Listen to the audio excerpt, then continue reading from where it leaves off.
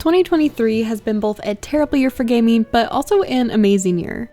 We saw the brutal dismantlement of Overwatch as it transitioned to Overwatch 2, and the patch that caused about half of the player base of Diablo 4 to completely give up the game that they've loved since launch. We also saw what happened when game devs can put the time and passion into the products that they put out. The outpouring of support that backed Baldur's Gate 3 when it officially released shows that studios can put out full games that you buy once and never have to glance at your wallet again.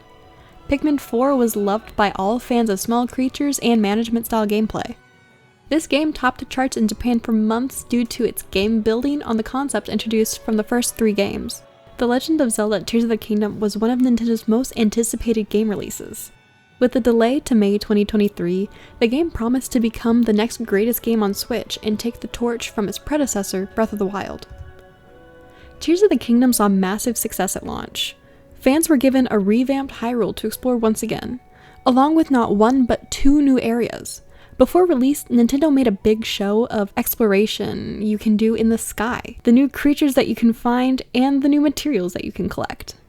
This was the primary new addition that they would promote, so when players finally got a hold of the game and discovered that there was an entire darker replication of the land of Hyrule underground, the game became even more than previously thought.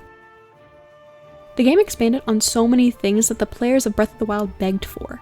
The inclusion of new abilities allowed for players to fuse their weapons and create new ones, more powerful ones. Ultra Hand quickly became a fan favorite as it allowed you to build constructions of your wildest dreams. This single inclusion has allowed for the most deadly creations, from mowing down enemies that want to cause you harm, to torturing Koroks who just want to reconnect with their friends. Not only were players given new tools to explore the land that they left back in Breath of the Wild was also revamped. There is more to do in the overworld. There's constant mini-missions of helping a Korok get from one place to another, typically with a vehicle you can construct out of conveniently placed materials. There's also Sign Guy, who you'll find scattered all over Hyrule, trying to get his precious sign to stay standing. The joy of his mission is the way you can either go super minimalistic and stick 2 boards together, or you can spend 20 minutes constructing the best architectural masterpiece Hyrule has ever seen. No matter what, you'll still get the same results. I want to break down what makes this game so great, and also what makes it different from Breath of the Wild. Many people assumed that this game would be a one-to-one copy with Breath of the Wild, and some were even saying that Tears of the Kingdom would just be a $70 DLC. In Breath of the Wild, I hated when I would get a weapon from a chest and it would kick me out because I didn't have room for it in my inventory. Being able to select an item to drop when opening a chest is such a great quality of life improvement.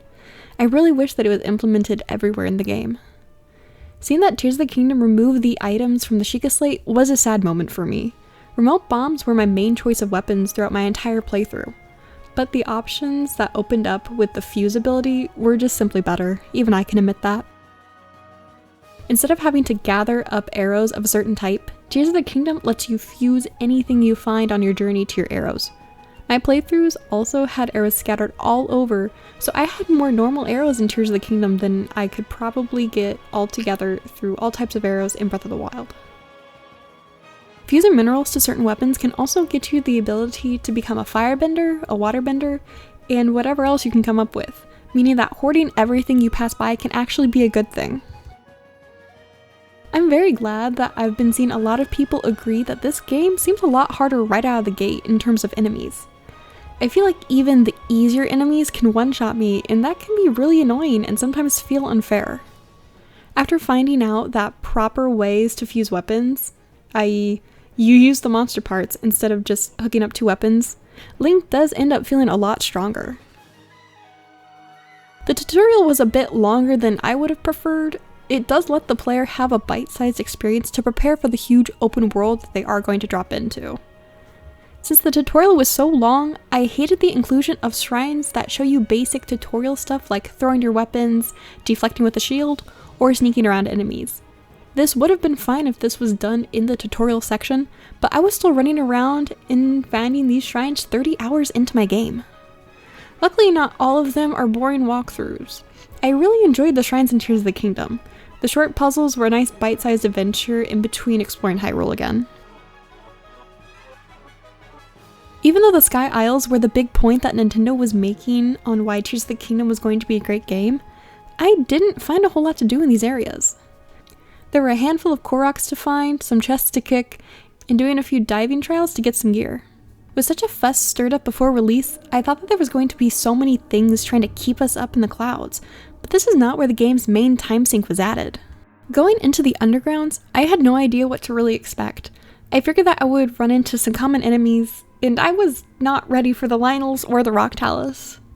I was certainly not prepared to find skeleton horses. When I finally learned that you can ride the skeleton horses over the gloom and be fine, it was like a whole new part of the map unlocked for me. This really allows for me to feel like I did something, that I didn't have to look up a guide to figure this out. They made the underground super creepy, and I love that they weren't afraid to just throw us into pitch darkness. I knew going into it that I would need to get bright bloom seeds to light up the darkness, but when I came across the first way down, I didn't have any and I wanted to see it for myself. I was so lost until I found the tree that lights up the area around me. Luckily, I was right next to it, as it's the main one that you see in the middle of Hyrule. My second time going down there was a lot smoother because I did have plenty of bright bloom seeds, and so this did make it a lot easier and just overall more fun to explore this brand new area. When going through the Regional Phenomena questline, I was expecting something similar to Breath of the Wild. You would do a short mission followed by a complex set of puzzles. And in a way, yes, that is what you end up doing, but I felt a lot more control with these missions. I enjoyed the more in-depth connection Link gains with the people of the region. He makes more of an impact while doing multiple shorter missions to help out instead of just popping in and destroying something dangerous. The regional phenomena were a bit easy in terms of puzzles. I wish that they were a bit more tricky, and my Zelda-loving roommate says that the older Zelda games had puzzles that really made you think. These puzzles were mainly just little brain teasers, so if they were a bit more challenging, I wouldn't have minded.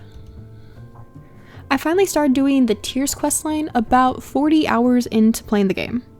The reason I kept putting it off was because I was worried that it would be something tedious and boring, but it was actually simple. After I started the quest and took pictures of the map locations, I went to what should be the nearest tower and searched for the largest marking on the ground. I enjoyed the short snippets we see of where Zelda is and what's happening.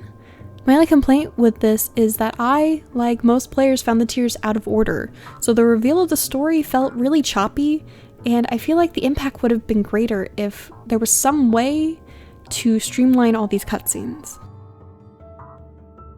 So if the game is this great, I'm giving it so many compliments, why is the title asking why the game fell off? Well, with one simple Google search, it's really easy to find that not everyone seems to love the game with the longevity that was thought of. Breath of the Wild and Tears of the Kingdom might be very different when you break them down, but at the core, you're still exploring Hyrule, searching for Zelda, and taking on 4 regional challenges. With so many people going back and replaying Breath of the Wild right before the release of Tears of the Kingdom, the similarities came on a bit too strong after the new paint smell faded.